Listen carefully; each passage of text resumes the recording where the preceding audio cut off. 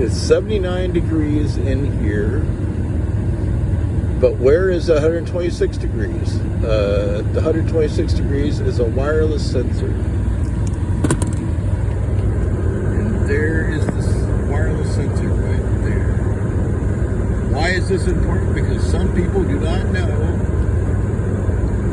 that it gets that hot there.